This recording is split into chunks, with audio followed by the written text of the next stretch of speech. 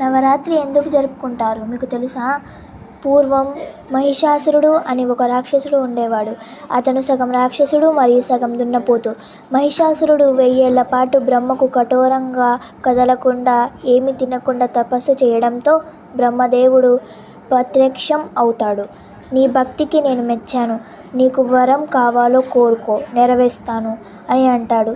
మహిషాసురుడు నవ్వుకొని బాగా ఆలోచించి ఆడదానితో నాకు ఏమీ సమస్య ఉండొద్దు అనుకొని మగవాడు ఏ దేవుడు నన్ను చంపకూడదు, నేను అమరుడిలా జీవించాలి అని వరం కోరుకుంటాడు.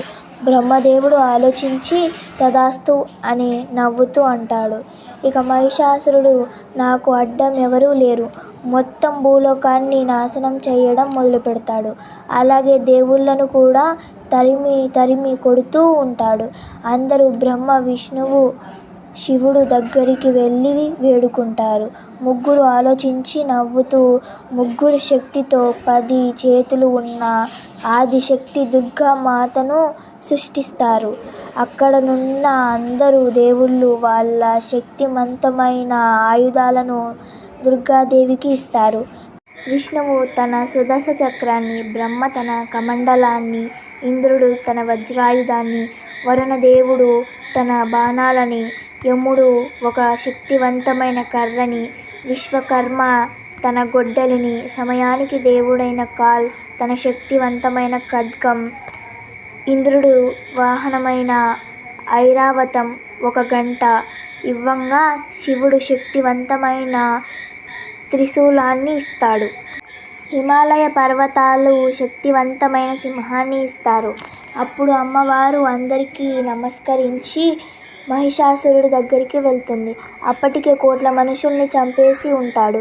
మీరు దేవుళ్ళని పూజించడం ఆపేయండి, మిమ్మల్ని కాపాడడానికి ఎవరు రారు, ఇక నుండి మీ అందరికీ దేవుడిని నేనే అని గర్వంగా చెప్తూ ఉంటాడు. అక్కడున్న ఆడవాళ్ళకి బలవంతంగా హింస చేస్తూ ఉంటాడు. అది చూసిన దుర్గాదేవికి కోపం మరింత ఎక్కువైపోయింది. ఓరి మహిషాసురా అని గట్టిగా అరవడంతో ఆ శబ్దానికే సింహాసనం మీద కూర్చొని ఉన్నవాడు ఉలికిపడి కింద పడిపోతాడు.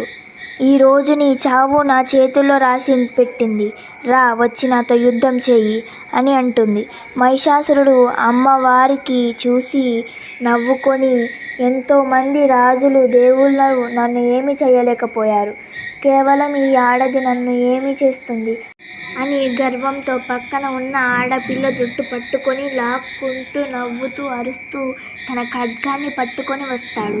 దుర్గాదేవి కోపంతో బ్రహ్మదేవుడు ఇచ్చిన కమండల నుండి నీళ్లు తీసి వేయంగా అది మహిషాసురుడిపై పడి తన చర్మం మొత్తం కాలిపోతుంది. అలా మొదలైన యుద్ధం 10 రోజుల పాటు కొనసాగింది. ప్రతిరోజు మహిషాసురుడు తన రూపం మార్చుకొని దుర్గాదేవిని మోసం చేస్తూ గాయపరిచేవాడు. అప్పుడు దుర్గాదేవి కూడా ప్రతిరోజు రూపం మార్చుకొని యుద్ధం చేస్తూ ఉంటుంది. అలా 9 రోజులు 9 అవతారాలు ఎత్తి చెడుపై మంచి యుద్ధం చేస్తూ ఉంటుంది. 10వ రోజు మహిషాసురుడు తన శక్తివంతమైన దున్నపోతు అవతారంలోకి మారి యుద్ధం చేస్తుండగా దుర్గాదేవి శివుడు ఇచ్చిన త్రిశూలంతో మహిషాసురుడి తల ఒక్కసారిగా నరికేస్తుంది. అయినా కూడా అమ్మవారి కోపం తగ్గలేదు. కోపంలో వలయ తాండవం చేస్తుంటే ముల్లోకాలు దద్దరిల్లిపోయేవి. అప్పుడు దేవుళ్ళు, మనుషులు ఆమెకు పూజలు చేసి అమ్మవారికి శాంతింపజేసి కోపం చల్లారుస్తారు. అలా మనం ఇప్పుడు దసరా మొదలయ్యాక 10 రోజులు అమ్మవారికి 9 అవతారాలుగా మన పూజ చేస్తాం.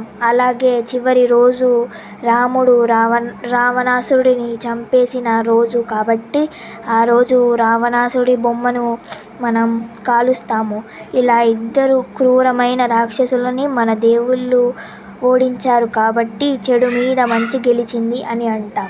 ఇప్పుడు మీ అందరికీ నవరాత్రి అంటే ఏంటో, ఎందుకు జరుపుకుంటామో అర్థమైంది అనుకుంటున్నా. కంటెంట్ నచ్చితే లైక్ చేయండి, మన ఛానల్ని సబ్స్క్రైబ్ చేసుకోండి.